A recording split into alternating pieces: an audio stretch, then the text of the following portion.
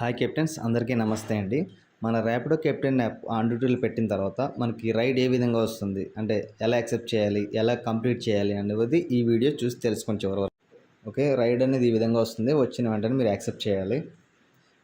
చేసిన తర్వాత మీరు కస్టమర్కి కాల్ అనేది ఒకసారి కాల్ చేయాలి. కాంటాక్ట్ కస్టమర్ పైన కాల్ సింబల్ మీద క్లిక్ చేసిన తర్వాత కస్టమర్ నెంబర్ మీకు వస్తుంది.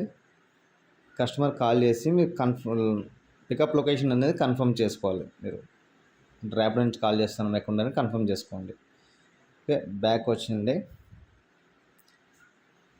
వచ్చిన తర్వాత ఇప్పుడు మీరు పికప్ లొకేషన్ అనేది ఒకసారి చెక్ చేసుకోండి. అంటే కస్టమర్ చెప్పిన దానికి మీకు మ్యాచ్ అయిందా లేదా నియర్ బై. అంటే మీరు ఆ లొకేషన్ ద్వారా మీరు రూట్ మ్యాప్ ద్వారా వెళ్ళాలి. ఓకే, కస్టమర్ దగ్గరికి వెళ్ళిన తర్వాత అక్కడ స్వైప్ చేయండి, చూపిస్తుంది కదా అరైవ్డ్ మార్కు, స్వైప్ చేయండి.